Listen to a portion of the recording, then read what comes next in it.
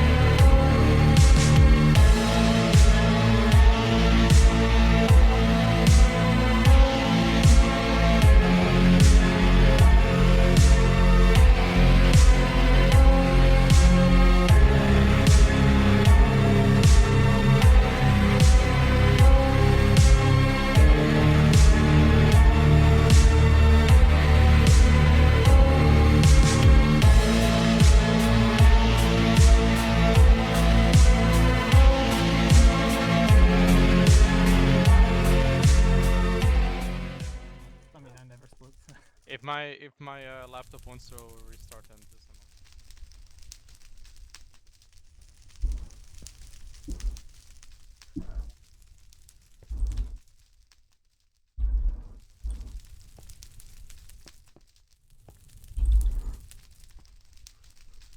Alright, gamers, good hiding. Let's do it again next week. Someone has tried a thing not far from here. Yeah, that gave us nothing. So, but he asked for it, to be fair. What did he do to ask for it? Oh, what the hell? Ow. Oh, enemies. Hello. Ow. I don't wanna fight someone in a building. To be honest, yeah. Wanna go this way? We're squatters. Squatters' rights. Squatters are always right.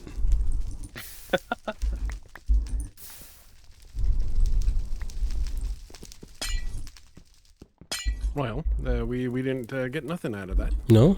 I got shot, so pretty good.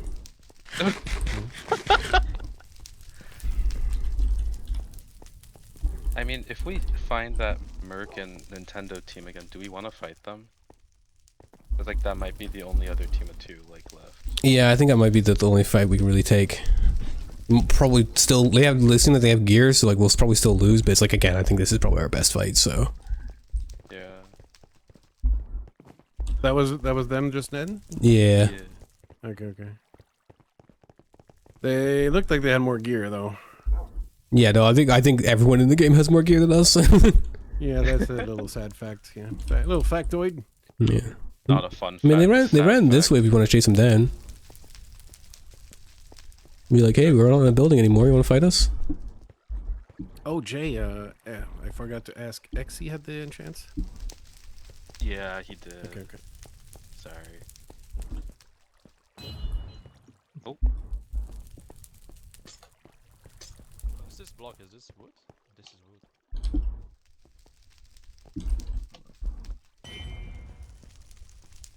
Watch out. Cooper stops on 5.5. No! What's that? Oh, that's why I got them. Dude, I've not got any. I've not got a pickaxe on my bar. I've not got a pickaxe on my bar.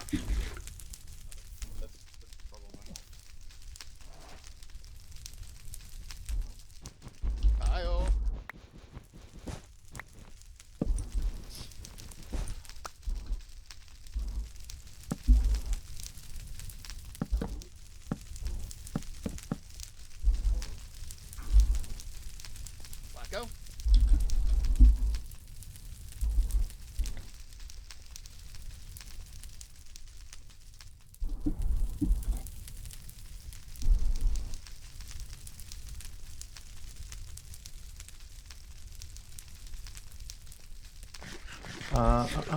I didn't leave him 0%. I was mostly no, to be fair. What do you mean they kill? I'm on full. I don't wanna be the guy. Hello. I'm sure it don't work.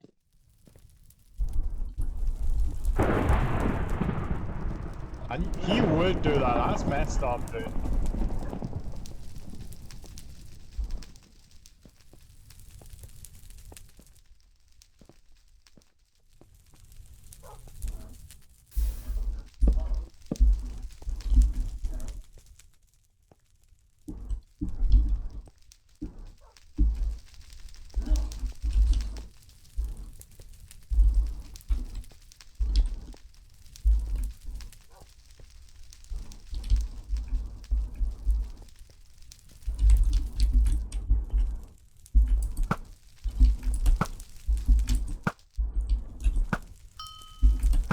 I see you. Ow. Hi. Oh my god. I feel bad that we're just kind of going for him, but like it's episode 8. Hello, Dominic. Hello. Jasmine. We're engaging in a bow, You guys having an epic bow duel right now. Okay, you guys have fun. We're engaging in a different kind of duel. Thank you. Hello, we're still here. Ouch, that was a good shot, but I'm disappointed in you. Healing. I mean, you have dead ass no pro. You should keep shooting me. I'm low. Oh, Chloe's up here as well. Shit, I didn't realize. Yeah, I was shooting at Chloe. We were I didn't realize. like a million gaps. Ow. I'm not gonna lie. Just Oh, that's me out of arrows. That's not good. That's pretty bad, in fact. Kinetic, where are you? Like. Exceptionally bad. Okay, I see. Let's go. Shut the fuck up, bitch. Let's climb. How did you know? Kinetic, come up. Ah! Oh my god, Don, how are you not dead? Gulp. Kinetic is half health. I'm a little bit lower than that. Why would you do that? I don't know. Oh. Hello. Is it darkness, my old friend? No. No. Where'd they go? They moved I don't know. They're inside the blue building. Hey, why you team with them? I heard Kevin and them. You know what snitches get? Snitches get stitches. Snitches get No stitches, no stitches, no stitches. There's like 8 blue buildings in this town. No. What the fuck? You scared me. I almost started critting, bro. I'm not even kidding. How many fucking blocks, dude?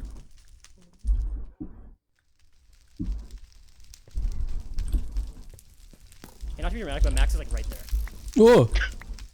What angle are you at here? Get off my building. Hello, Max. Yeah, they're all in the building. Oh yeah, are we like attacking a team above us? I wasn't aware. I'm here for the ride. I'm literally just Space Phoenix. That's my team.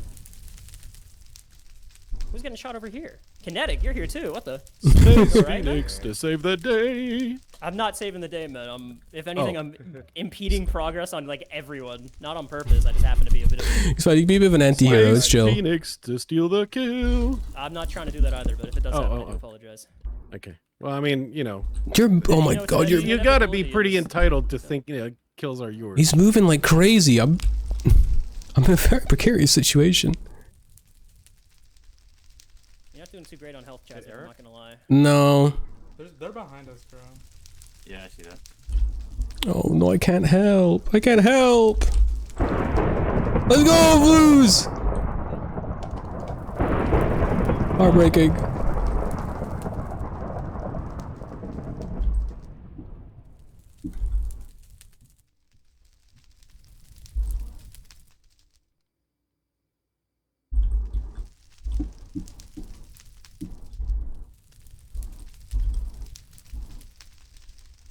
Team?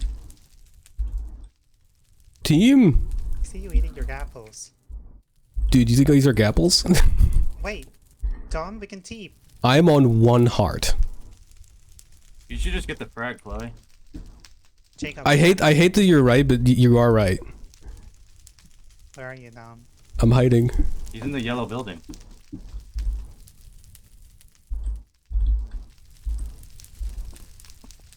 Hey! Nope. I deserve this.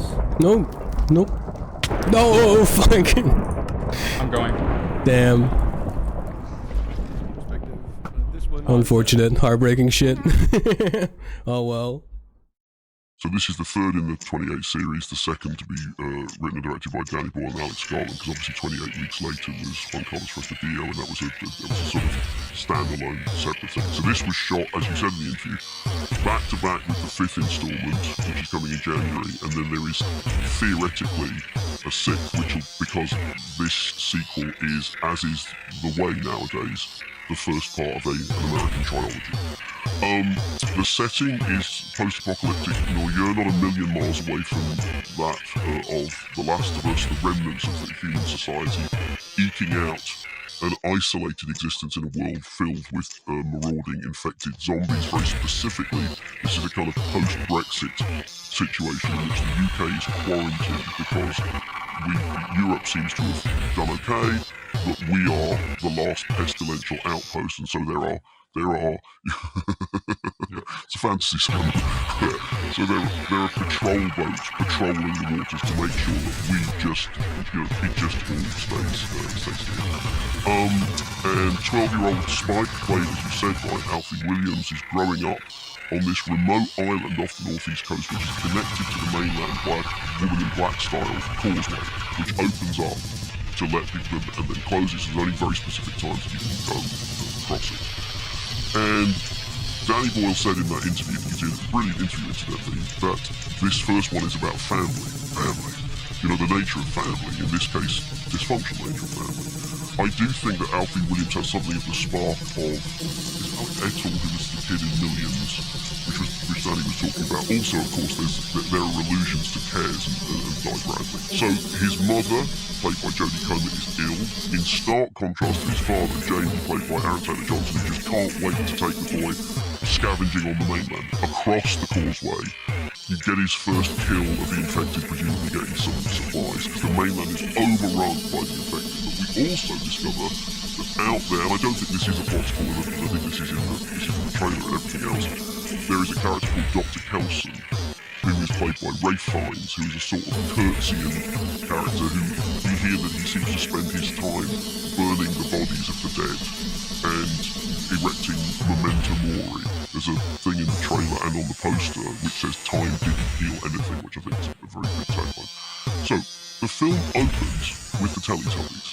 And this isn't just like a cheap gag, it opens with a bunch of kids watching Teletubbies. Because these are people living in the remnants of a society which is now lost and of which only fragments remain.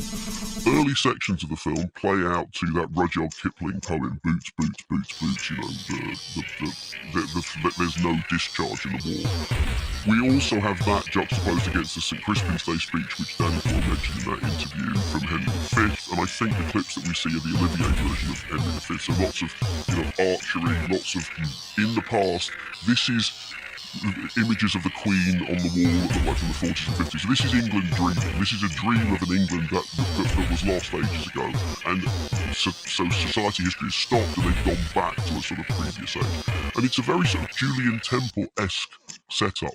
Lots of movie clips of, you know, us repelling invaders interspersed with the current thing, which is that they're in this sort of walled environment in which they have archers on the roof. There's no guns now, it's bows and arrows. Later on, the film is littered with allusions from everything to Kes, to Cannibal Holocaust, certainly in its visual imagery. There is a repeated view of the Sycamore Gap tree. You and I had a discussion about this, and we've now clarified it. The reason that that's there is to tell us that we're in an alternative timeline. That this, you know, this is, it's now, but in an alternative version of now. Because obviously in the alternative version now, which there was an outbreak 28 years ago, that tree wouldn't have been cut down, because we see it not once but twice, and it's very deliberately there. There's also a lot of what Harry Angel in Angel Heart would say, there's a lot of religion in this. So we start with, again, it's in the trailer, there's an assault on a church in which zombies come through the stained glass windows, in which we see a priest with a crucifix, you know, saying, you know, judgment day, whatever it is, and there's a lot of religion at the very, very beginning. There is a talismanic crucifix that is passed at the very beginning, that during the course of the drama will then recur, albeit in inverted form. There's an appearance of the Angel of the North. I mean, you don't have to scratch very hard at the subtext to say that there's a lot of religion. Not necessarily religion as in God and the devil, but a lot of the trappings of religion. There's also a kind of Children of Men style miracle, is it a miracle, kind of happens somewhere in the middle, which either nods towards possible redemption or terrible damnation. And of course you've got this whole thing shot by Anthony John Mantle, who's the most kinetic DOP. You know, you've got that really urgent feeling to the chase sequences, the attack sequences, the zombies running. Bear in mind, this is the film, along to some extent with the remake of Dawn of the Dead, that gave us the fleet-footed zombie. And those scenes have real breathless edge-of-your-seat energy. I mean, I'm sure that you felt the same way about it. You do feel you're imperiled, right? You know, yes, yeah, terrifying. And obviously you know, as soon as you see the causeway, you know that the causeway is going to be there for a reason. That's a good thing, isn't it? That the causeway is a really good idea. I mean, because it just is a good idea. There's a path, and it only opens and closes at certain times. Incidentally, the despite all the carnage that's on screen, 15.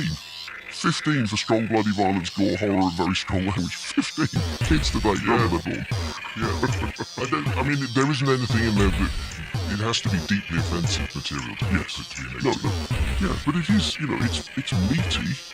I mean, it's meaty. So you have to remember, I think, that when 28 Days Later came out, it looked incredibly punky. The whole aesthetic of it was really sort of almost DIY. That thing when you've got the famous shot of Cillian Murphy walking across the deserted London, and it's not CG, it is a deserted London that they've just shot on the fly. There's a lot of philosophising, there's a lot of talking about contemplating death, a lot of it coming from Ray Fiennes' character, but also in the central relationship between the mother and son. As Danny Boyle and Jodie Comer were saying, that it is about family and it is about the passing of something between those characters. I don't know that I was ever scared, and I think when I saw the first one, I think there were a couple of moments when I was actually scared. What I also would never was, I was never bored. I mean, I thought that because Danny Boyle knows how to do this stuff, and the team around him know how to do this stuff, scored by young fathers, which is very well chosen, actually both for the score and for the name. And it's full of ideas. It's absolutely full of ideas, and it's not frightened of telling you that it's full of ideas.